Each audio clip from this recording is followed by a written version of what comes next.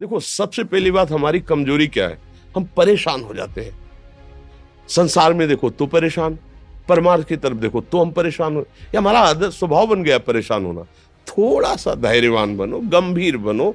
कोई इस भारी से भारी विपत्ति में परेशानी स्वीकार करके विपत्ति से थोड़ी निकला जाता। सुलझो, ठीक है, ये विपत्ति आई, समस्या आई, इसका समाधान होगा। ऐसा थोड़ी कि हमें नष्ट कर देगी। अगर अभी हमारी बड़ी हानि हो जाती है, हम कल इससे बड़ा लाभ प्राप्त कर सकते हैं। हमको एकदम बिल्कुल गंभीर रहना है, इतने कमजोर नहीं बन जाना। अब वो गए तो क्या होगा, अब वो वस्तु गई तो क्या, पद गया तो क्या होगा। प्रयास किया था, ये पद मिला था, इससे बड़ा पद प्राप्त करूंगा, मैं इससे बड़ा महान बनूंगा। ठीक है, एक बार गिर गया, गलती हो गई, दंड भोगूंगा, फिर इससे ज्यादा संयम में रहूंगा। बिल्कुल मतलब एकदम फ्रेश दिमाग रखना चाहिए। पर अपने लोग क्या है, जरा सी बात में एकदम पचड़ा कर लेते हैं, एकदम कमजोर हो जाते हैं। ये बिल्कुल ठीक नहीं है। हम जीवन भर की यात्रा की बात कह रहे हैं, भारी से भारी कष्ट में भी मुस्कुराना, तो हमें बल मिला है, हमें भगवान की कृपा का दर्शन हुआ है, हमें उनका दुलार दिखाई दिया है। अगर ऐसे तो भाग जाते, फिर परमार्थ में थोड़ी चलना होता है। आज जो आप सुन करके लाभ लेने की चेष्टा कर रहे हो ना, ये केवल प्रवचन नहीं है, ये जीवन है।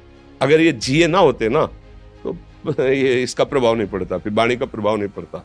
हम इसीलिए कहते हैं, जैसे आप लोग एकदम परेशान हो जाते हैं, जब बोलो क्या हमसे ज्यादा परेशानी होगी, दोनों किडनी खराब, दवाई लाने के लिए पैसे नहीं, पानी रखा है हम उठ के पी नहीं सकते, भीषण शरीर में कष्ट, भीषण बुखार, क्योंकि किडनी फेल, जरा में बुखार, खाने को क्या, रोटी मांग के लाओ। अगर वहां सब्जी मिलती है तो लाल मिर्च ऐसी पड़ के मिलती थी कि वो पा नहीं सकते थे। आप सोचो, पानी लाना है तो मुझे लाना है, पीना है तो मुझे पीना है।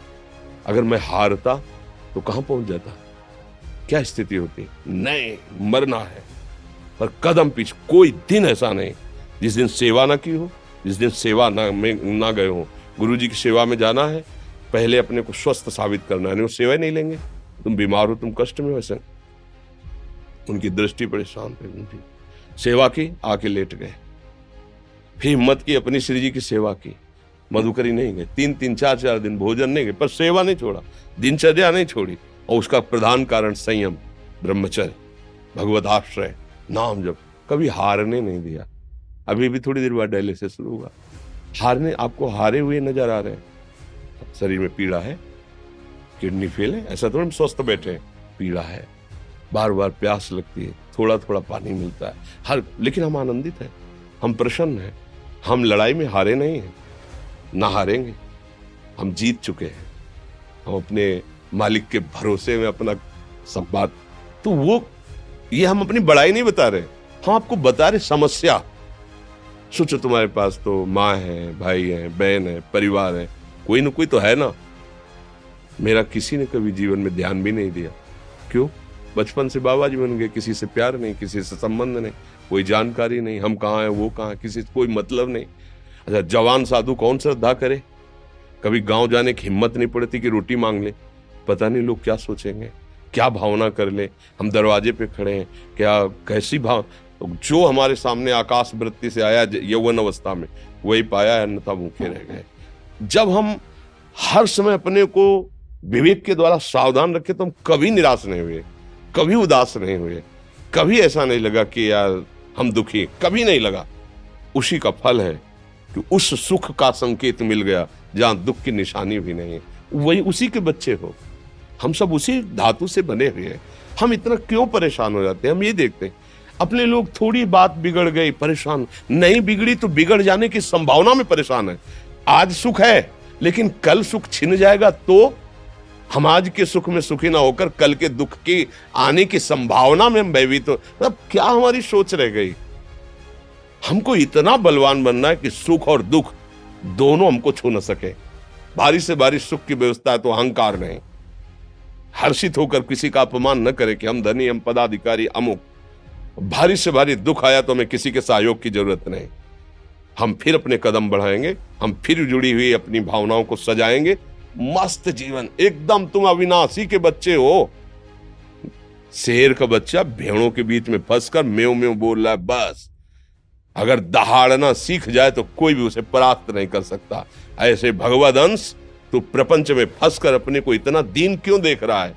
तू ऐसा है कि भगवान के दिव्यास्त्र में भी ताकत नहीं तेरे को मार सके। तू अविनाशी का अविनाशी बच्चा है। विनाशी भोगों को, विनाशी शरीर को मैं मान के इतना भयभीत, इतना दुख ठीक नहीं। ये सबके लिए, केवल एक के लिए नहीं। आप समझो, आप लोग सोचते हैं हम गृहस्थ होकर भला ऐसी स्थिति कैसे। जनक जी सुखदेव जी के गुरु हैं और राजा हैं, महल है, रानियां हैं, नौकर है, चाकर। क्या सुखदेव जी जिनके शरीर में लंगोटी भी नहीं है, दिगंबर, परमहंस, परमहंस के गुरु हैं जनक जी जो राजा हैं। समझो, आप ऐसा ना सोचे कि हम नौकरी कर रहे हैं, हम संसार में, हम गृहस्थ हैं, हम आध्यात्मिक की ऊंचाई पर नहीं चढ़ सकते। नहीं, आप एक सरकारी नौकरी या आप किसानी या व्यापार करते हुए आप एक अध्यात्म की ऊंचाई में चढ़ सकते हैं। और अध्यात्म ही है जो तुम्हें इस माया के दुख सुख से ऊपर उठा सकता है। दूसरा, चाहे जितनी संपत्ति आ जाए, आप सुखी नहीं हो सकते। सब देख लो, आंख खोल के देख लो। अध्यात्म ही है जो तुम्हें हर कष्ट सहकर मुस्कुराकर जीने का रास्ता बता देगा कि आप आनंदित हो जाओगे। कुछ नहीं बिगड़ा। अध्यात्म है तो कुछ नहीं बिगड़ा, अध्यात्म नहीं है तो कुछ नहीं बना, कुछ हाथ नहीं लगने वाला।